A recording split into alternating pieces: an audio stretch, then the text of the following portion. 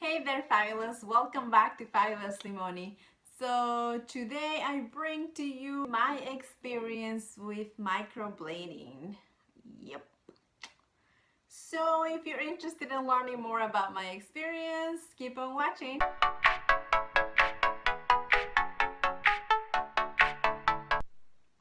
Okay, well, first of all, let me introduce you to Josie and Rita Santiago. Yep, I named my eyebrows. Well, let me tell you a little bit more about Josie and a little bit more about Rita Santiago, and you'll understand why I named my eyebrows. Josie here, she's free spirit. She doesn't care if she colors outside the lines. She doesn't care, you know. It's like if it works out, fine, and if it doesn't, it doesn't. She goes with the flow. Rita Santiago here, she's poised. She's a perfectionist. She keeps an agenda. Lipstick is always on point. I think you get the idea. Basically, this one, unruly. This one, always looking its best. And I don't know how to change that. Even after microblading. So I got microblading probably during the summer. So that was about 6 months ago. And it took me a while to get to that point. I was really going back and forth about it. I didn't know what to think. I was concerned about a couple of things, the pain and the fact that it's semi-permanent tattoo, and it's going on your face. So yes, there is a lot of concern about that. I mean, I didn't know how the color was going to turn out, how the shape was going to turn out, and I was going to be stuck with that for at least a year, because microblading can last from 1 year to 3 years depending on your skin type and different things, your skincare, how well you take care of them basically. So it took me probably about 4 months for me to get to that point. And I'll insert some pictures here or here of what I looked like before I got my eyebrows microbladed, or how I styled my eyebrows before I got them microbladed. It's not a cheap procedure basically. It's quite pricey, and I was trying to look for the best. I wanted to see the best reviews, places where I was gonna go. I wanted it to be the best basically, because like I said, it was a semi-permanent tattoo that I was gonna be stuck with for at least a year. So I found the place that I wanted to go, and I actually got a really good deal on it. It was a little bit under $500. I know that's not affordable at all, but I had saved up for that purpose, because before microblading I had no eyebrows, guys, and I'll insert a picture here of what I look like before microblading with no makeup on. It's just in my family, it runs in my family. My mom has very thin, light color eyebrows. My grandma was the same way. And it's not that I don't have hair, it's just very sparse and very thin and light color. So I thought that microblading might be the answer for me. This is what my eyebrows look like now. I do have product on them, and again, I'll insert a picture here or here about what they look like without any product on. And this is 6 months after the second procedure, so it's usually a two-step type of thing.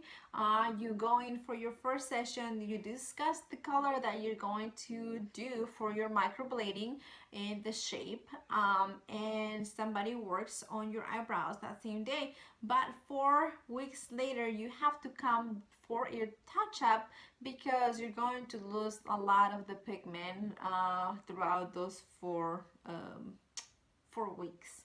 So you have to touch up to fill in the spots that you lost the pigment, or to touch up anything that you don't like, anything that you want to fix. You think you can do that in your second session. And after your second session, your color should last for at least 1 year, or that's what I was promised, at least from this particular place. Like I said, it was during the summer. I have summers off, so I had a lot of time to just stay home while the healing process happened.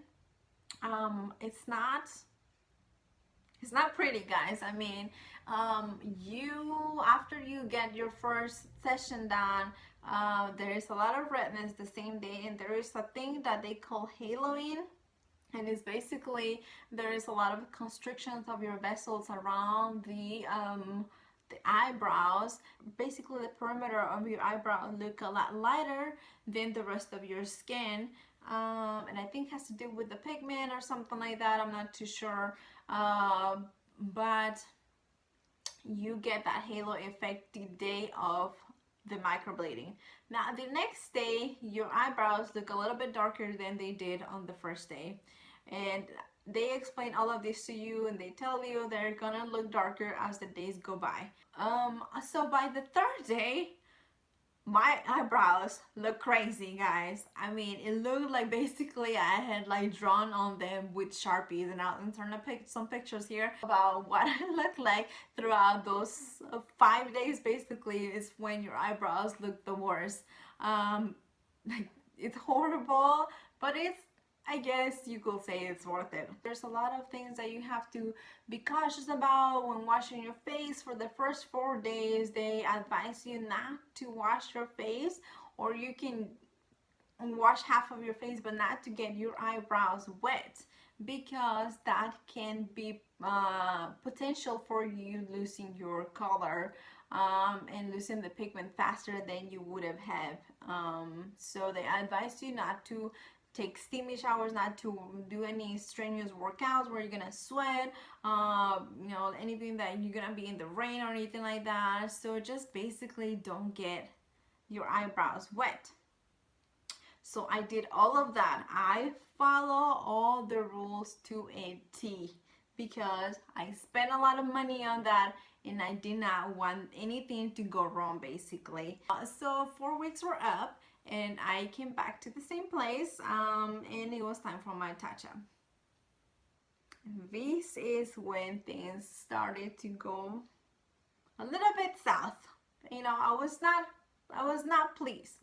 So I was surprised when I went back to the place where I got my microblading done, that the lady that did my original microblading was not working at the same location anymore, and it was actually going to be the owner of the salon who was going to be doing my microblading. And I was like, great, she's the one who started the whole thing. Who else, who better to do it than the person who started this whole thing, right? Who's been teaching all of these other technicians at her salon how to do it. So they prep my eyebrows like they usually do. I mean, they kind of put some lidocaine over your eyebrows so you don't feel the pain as much. And they let you rest for a little while. They prepare the pigment in the meantime and all of that. And I was already laying on my bed where I was going to get the procedure done. And after maybe a couple of minutes after I was already laying in bed, one of the technicians comes and tells me, oh, by the way, I'm going to be the one doing your microblading, not the other person. And I was just kind of like,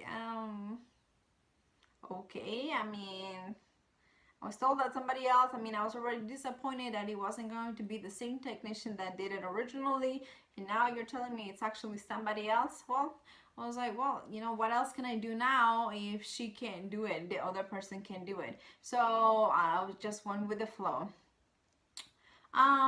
So she did it and everything, and eyebrows look great. Same process again, you know, they get darker as the days go by. Oh, by the way, guys, I know some people say it doesn't hurt or it barely hurts. It hurts like freaking. Okay? And I feel like I have a high tolerance for pain, but that hurt like a mother. I mean, it felt like a tiny bunch of little paper cuts just going into your eyebrows. And I don't know if you ever had a paper cut before, but they hurt. And that's how it felt. And also, the sound is not very pleasant. I mean, it's just all these tiny little blades that are cutting into your skin and like basically scratching the layers of your skin. It doesn't sound nice. It doesn't feel nice. Anyway, so all of that happened and I left. When I came home, I noticed that she still missed some spots that I had told her to get. And the reason I probably didn't notice the date that I might got my microblading done was because when they insert the pigment into the skin, they wipe it off. You have a lot of the residue from the pigment on your skin still, so it's kind of hard to notice the things that they miss the same day that they do it. And you know, a couple of days after, I realized that she had missed a few places, and of course I wasn't going to go back because my eyebrows were in the middle of healing again, so I didn't want to do more damage to them. I didn't want them to charge me extra for it or anything like that, so I just kind of went with the flow. So now 6 months later, I don't know if I can actually recommend to you guys getting microblading done. Like I said, I'll insert a picture here of my eyebrows look now, 6 months later, with no makeup. I've lost a lot of the pigment, guys. And I feel that, like I said, it kind of, the whole procedure kind of fools you into having fuller brows as soon as you get it done, because the tint or the pigment that they use actually stains your actual eyebrow hair, making it look darker and making you think that you have fuller brows. So the procedure that you got is now giving you fuller brows, but in reality it's actually your own hair that has been tinted or pigmented with the same pigment that they use for your microblading. So yes, you could achieve a similar look if you were to tint your eyebrows at home, which I haven't tried, and I've been wanting to try that to see how my eyebrows look. I guess my advice to you guys is do your research, and if something like that happens to you where I was so happy with the first result after my first session, guys. The pigment retained really well. My eyebrows look great. Even after the pigment had worn off my actual hair, it still looked great. But yes, it started fading after a while. So I will say, I mean, I think the first technician did an excellent job, but the second girl, I don't know, call me crazy, but maybe she didn't go that deep into my skin, or she, you know, like to deposit the pigment deeper into the skin. I don't know. If you are going to get microbladed, make sure that the person that's doing your microblading is somebody that is experienced, that's been doing this for a while, and that the 2 sessions that you get is actually the same person, because they already know you, they already know your eyebrow shape, they already know the color that works for you. They already know how to work with you. My second advice is, I didn't follow their advice. They told me the pigment that I chose was something very little dark, slightly darker than my hair color, but very similar. And they told me it was going to get lighter. But I didn't want to listen because I didn't want to have a super extra dark eyebrows. I thought if I get a dark pigment, it might be too much and I'm not gonna be able to remove the pigment. But if it's not enough pigment, I can use makeup to increase the darkness of my eyebrows. Well, I think that was one of the problems. I didn't listen to them and I chose the lighter color. So now my eyebrows are actually, now that the most of the color has faded from my own hair, my eyebrows are a lot lighter than I wouldn't want them to be had I gone with the darker color that they advise. So if they advise you to go with a darker color because they know it's going to fade, listen to them. They know better than you. My third point will be, guys, it hurts. This is not a painless procedure, and it takes time to actually get to the point where you want to be. So it's not even about the 2 sessions. I mean, now I feel that if I were to get microblading done again, I know exactly what to ask for and what to expect. So it's actually probably going to take a first experience for you to get to the point where you want to be. So if you don't want to go through all of that process, microblading is not for you. I mean, I've been thinking twice about whether I want to do it again or not. It's expensive even, and although because I've got it done at this place, they give you a discount if you get it retouched at the same place. I don't know that it's worth paying that much money, or you know, the amount of money that they ask for all over again and going through that whole process all over again.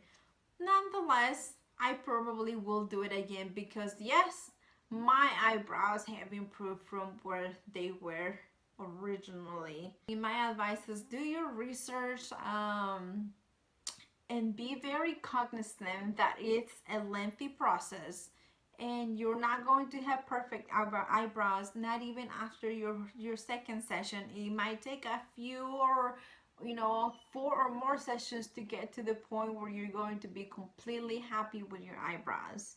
So for Rita, Santiago, and Josie, it will be a to be continued story. So I will update you guys if I do decide to get microblading done again, how that experience went for me again. So I hope you enjoyed this video and my experience with microblading.